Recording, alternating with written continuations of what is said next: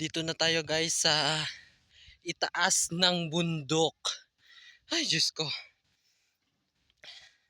Nakakapagod pala mag-akyat dito sa itaas ng bundok ko. Oh, dito na ako guys.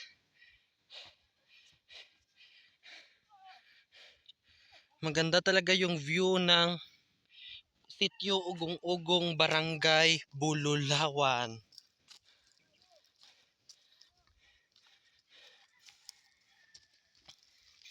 Oh, dito na tayo guys sa itaas.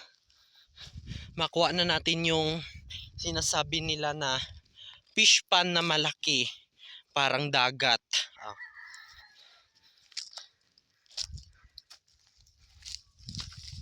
Oh. Ayan na guys. Dito tayo ngayon.